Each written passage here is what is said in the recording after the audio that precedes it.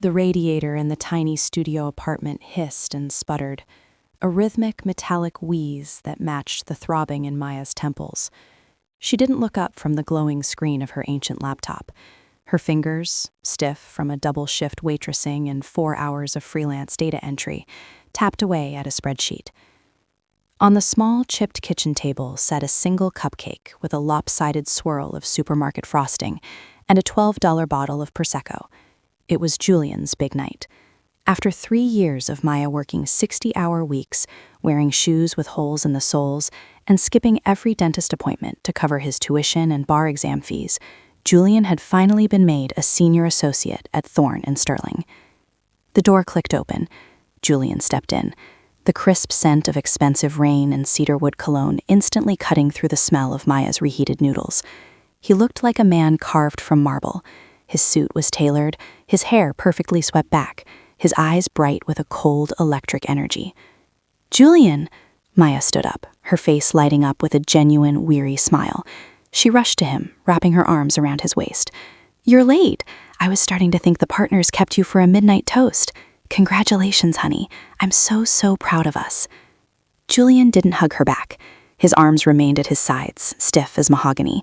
He gently but firmly uncoupled her hands from his waist. "We need to talk, Maya," he said.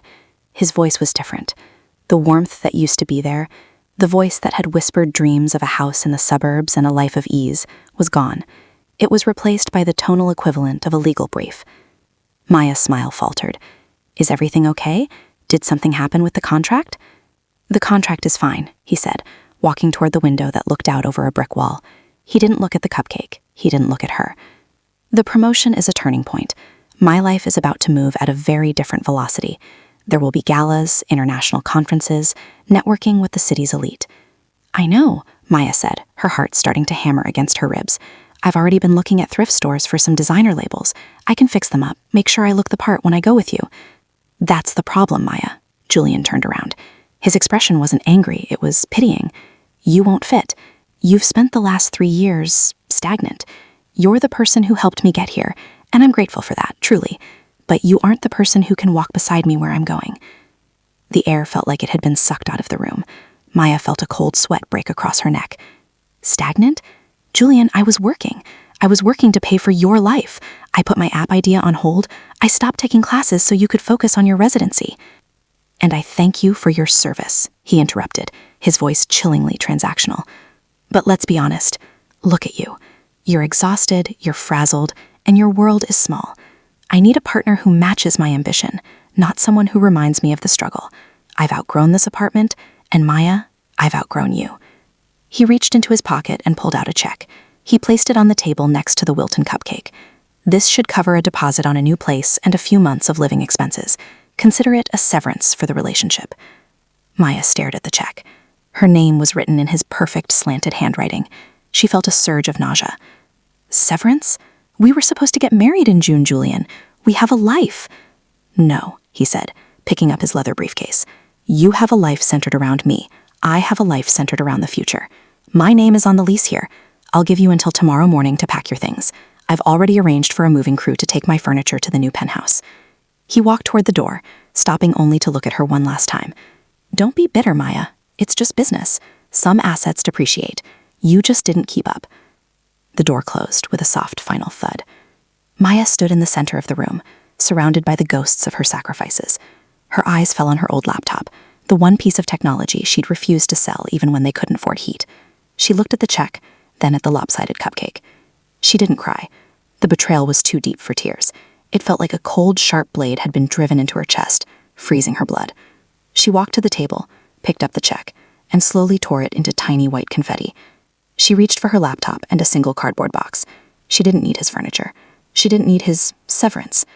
As she stepped out into the hallway, leaving the apartment that smelled of his success and her sweat, she felt a flicker of something she hadn't felt in years. It wasn't love, and it wasn't even sadness. It was a cold, hard spark of defiance. He thought she was stagnant. He thought she was an asset that had lost its value. She took the stairs down to the street, the cold night air hitting her face like a slap, waking her up for the first time in a decade. The air in Sarah's guest room smelled of laundry detergent and old paper, a stark contrast to the cedarwood and ambition of Maya's former life. For the first 2 weeks, Maya didn't move much. She stared at the popcorn ceiling, Julian's final words, stagnant, depreciating, service, replaying in her head like a corrupted audio file. But by the 3rd week, the grief curdled into something sharper. It happened when she saw a LinkedIn notification. Julian Thorne has started a new position as senior associate at Thorne & Sterling. Below it, a photo of him in a glass-walled office, holding a Scotch neat, looking like the king of a world she had built for him with her own sweat. Maya didn't cry this time. She sat up, her joints popping, and reached for her battered laptop. "You want to see Stagnant?" she whispered to the empty room. She opened a folder that had been buried under 3 years of Julian's law school outlines and residency schedules. It was labeled Project V. During those long nights waitressing, Maya had noticed how the gig economy was eating people alive. Delivery drivers, freelancers, independent contractors, all losing 30% of their meager earnings to middleman apps and disorganized logistics. She had designed a lean, peer-to-peer logistics framework that cut out the corporate bloat. She'd had the code 60% finished before she'd abandoned it to take an extra shift so Julian could afford his bar exam prep courses. For the next 6 months, Maya lived in a blur of blue light and cold coffee. She worked the breakfast shift at the diner, then spent 18 hours a day coding in the back of the city library. Her glow-up didn't start with a salon. It started with the fire in her eyes. She grew thinner, but her posture straightened. She wasn't carrying Julian's weight anymore. The Bridge the Gap pitch competition was held in a cavernous glass and steel hall downtown. It was a playground for the wealthy, investors in $4,000 suits looking for the next disruptor. Maya stood in the corner of the lobby, clutching her tablet. She looked out of place. Her blazer was a $10 fine from a thrift store, slightly too big in the shoulders, and she'd had to pin her hair back tight to hide the fact that she'd cut it herself to save money. "You look like you're about to go to war or puke," a calm, low voice said beside her. Maya jumped, nearly dropping her tablet. Standing there was a man who didn't fit the tech bro mold. He wore a simple charcoal sweater and dark jeans. He was tall, with a rugged, grounded energy, and eyes that seemed to see right through the frantic energy of the room. "Probably both," Maya admitted, wiping her sweaty palms on her slacks. "I'm Maya." "Leo," he said, offering a hand. His grip was steady. "First time in the lion's den?" "I've spent 3 years being told I was a depreciating asset," Maya said, the bitterness slipping out before she could stop it. She flushed. "Sorry, that was unprofessional." Leo tilted his head, studying her. He didn't look at her cheap blazer or her tired eyes. He looked at the way her fingers gripped her tablet, white-knuckled and determined. "In my experience, the best companies are built on the bones of people who were underestimated. What's your data say?" "My data says the current logistics model is a parasite," she said, her voice growing firm. "I have a solution that returns 12% of the margin back to the workers while increasing delivery speed by 20%. Leo's eyebrows shot up. 20%? That's a bold claim. Most of the people here are selling social media for dogs or luxury ice cube subscriptions. You're talking about fixing the backbone of the city." "The backbone is breaking," Maya said. "I'm just providing the brace." "Go get him, Maya," Leo said, a small, genuine smile tugging at the corner of his mouth. "I'll be watching." When Maya stepped onto the stage, the bright lights blinded her. She saw the panel of judges, men who looked like Julian, men who saw people as numbers. Her heart hammered, a frantic bird against her ribs. She looked out into the crowd and caught Leo's gaze. He nodded once. She began to speak. At first, her voice trembled, but as she pulled up her spreadsheets, the sheer, beautiful logic of her code, the nerves vanished. She spoke about the drivers she'd worked with, the waitresses who couldn't afford rent, and the elegant, mathematical way advanced logistics could change their lives. She didn't talk like a trophy. She talked like an architect. When she finished, the room was silent for a heartbeat before a smattering of applause broke out. One judge, a man with a sharp nose, sneered.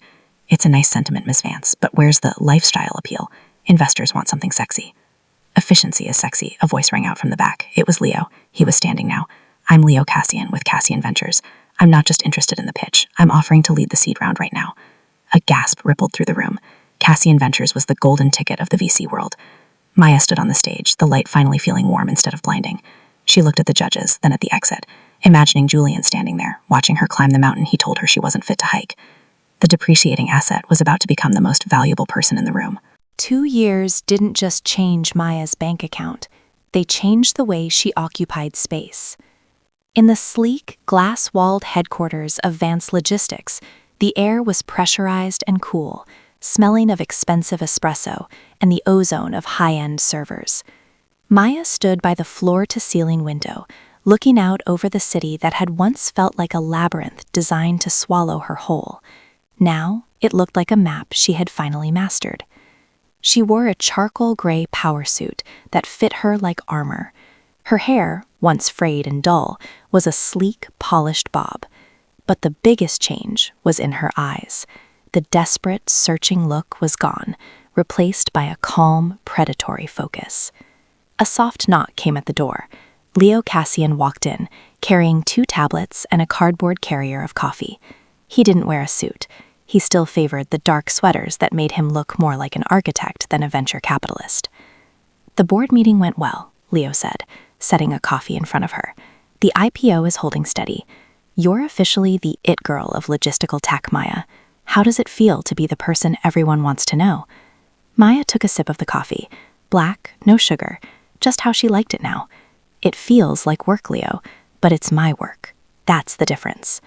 Leo leaned against her desk, his gaze lingering on her with a warmth that went beyond business.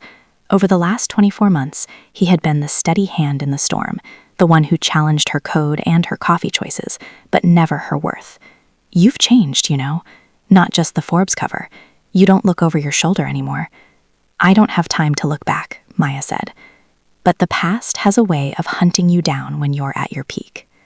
Across town, in an office that was becoming increasingly suffocating, Julian Thorne stared at the same Forbes cover Leo had mentioned, Maya Vance, the woman who rebuilt the backbone of the city. Julian's office at Thorne & Sterling was still prestigious, but the air felt thin. Beside the magazine lay a stack of mounting credit card bills and a legal notice regarding a botched merger he'd spearheaded.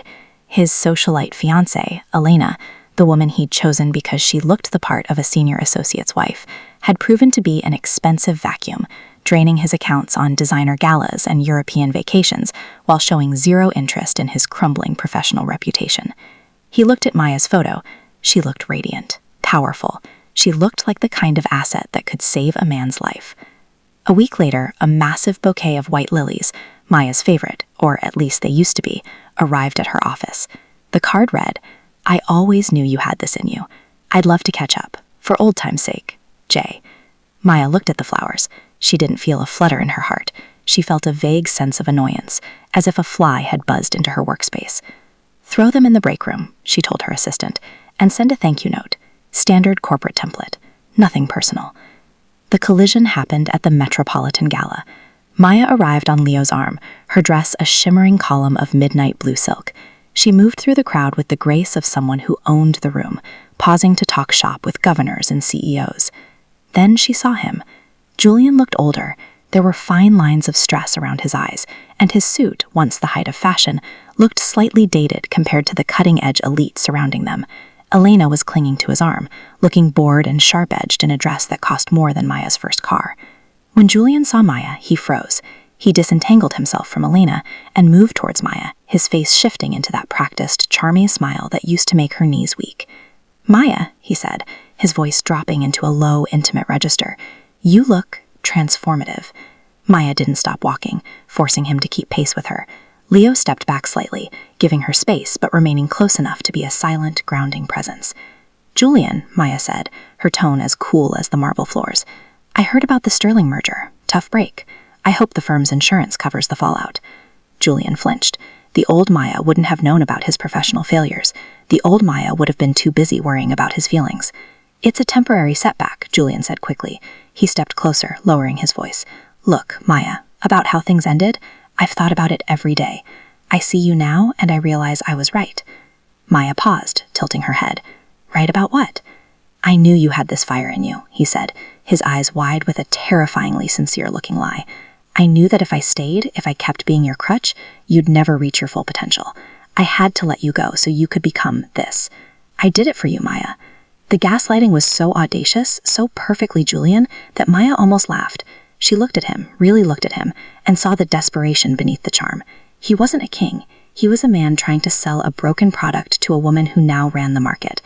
"Julian," she said, her voice soft but carrying a lethal edge, You didn't leave me to motivate me. You left me because you thought I was used up. You didn't give me wings.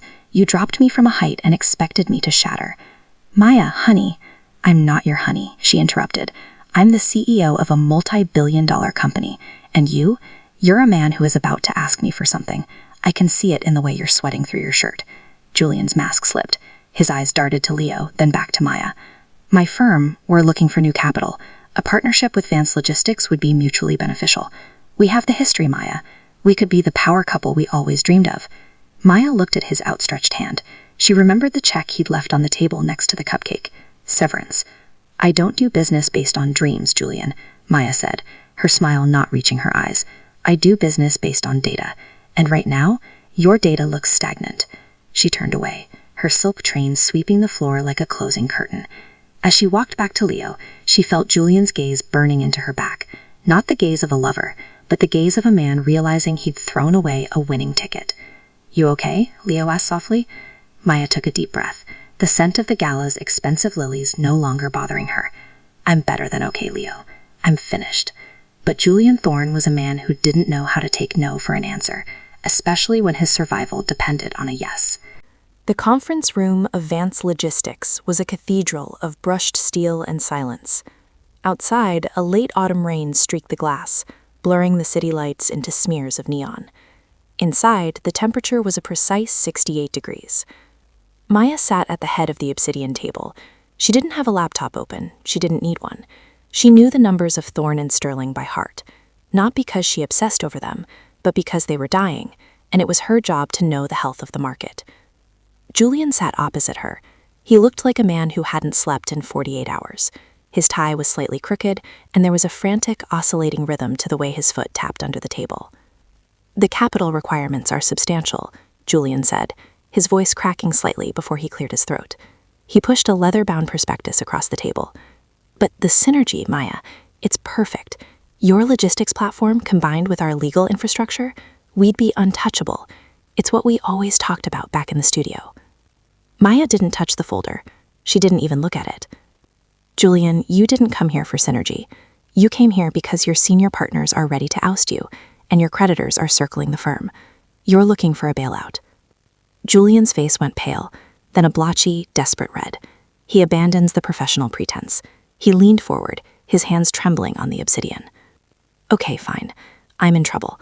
But Maya, think about us. Think about all those years you supported me. Doesn't that mean something? I made a mistake. I was blinded by the pressure, by the status. I realize now that you were the only real thing in my life. We can have everything now. The penthouse, the travel, the family. I'm ready to give you the life I promised. Maya looked at him. She waited for the surge of anger, the desire to scream at him for the years she'd wasted eating canned soup so he could have steak. She waited for the satisfaction of seeing him crawl. But it didn't come. Instead, she felt a profound, hollow boredom. He was a small man in a large chair, trying to trade on a currency that had long since been devalued. The life you promised, Maya said softly, was a life where I was a background character in your story. You aren't here because you love me, Julian. You're here because I'm the only person with a big enough checkbook to hide your failures. That's not true, he whispered, though his eyes darted away. It is, Maya said. She stood up, her movements fluid and effortless. You told me once that I was a depreciating asset. You told me you needed a partner who matched your ambition. Well, look at the room, Julian. I have the ambition, I have the success, and the data shows that you are a liability. Julian stood too, his chair screeching against the floor. You're really going to let me drown? After everything? Maya walked to the window, looking at the rain. I'm not a safety net anymore, Julian. I'm the tightrope. And you? You never learned how to balance. She turned back to him, her expression neutral. The answer is no. I won't be investing in Thorne and Sterling. However, my legal team has already prepared a different set of documents. She tapped a button on the intercom. Sarah, bring in the endowment papers. Her assistant entered, placing a single sheet of paper in front of Maya. I'm taking the capital you asked for, and I'm using it to launch the Vance Foundation. It's a full-ride scholarship and incubator program for women who have spent their lives supporting partners at the expense of their own careers. It will provide them with the legal, financial, and emotional resources to leave stagnant situations and build their own empires. Julian stared at the paper as if it were a death warrant. In a way, for his ego, it was. You're using my failure to fund that? He spat, his voice laced with the old venom. I'm using my success to ensure no one else has to wait as long as I did to realize their own worth. You can leave now, Julian. My security team will show you to the service elevator. I have a dinner engagement. Julian opened his mouth to retort, to gaslight, to beg, to burn it all down. But Maya had already turned her back on him. He was a ghost, a relic, a footnote. An hour later, Maya unlocked the door to her penthouse. It wasn't the cold, sterile palace Julian had dreamed of. It was filled with warm wood, overflowing bookshelves, and the smell of jasmine. She kicked off her expensive heels, the cool hardwood floors a relief against her feet. She walked to the large mirror in the hallway and stopped. She didn't look for Julian's approval in her reflection. She didn't look for the exhaustion of the waitress she used to be. She saw a woman who was whole. The glow-up wasn't the silk suit or the designer skincare. It was the stillness in her soul. Long day? Leo was in the kitchen, pouring 2 glasses of wine. He was wearing a soft flannel shirt, his sleeves rolled up. He didn't look at her like a trophy or an asset. He looked at her the way he always had, as a person whose mind was the most interesting place he had ever been. The longest, Maya said, taking the glass he offered, and the last of its kind. He's gone? Leo asked gently. He was never really there, Maya realized. I was just in love with a version of myself I thought I needed him to see. She leaned against the counter, looking at her bare feet, then up at Leo. She felt the weight of the last decade finally, fully lift. The success wasn't the IPO. It wasn't the magazine covers or the foundation. The success was the fact that she could stand in her own home, in the quiet of the evening, and finally feel that she was, and always had been, enough. Maya took a sip of her wine, smiled at the man who had seen her at her lowest, and let the past dissolve into the shadows of the hallway. The tightrope was gone. She was finally on solid ground.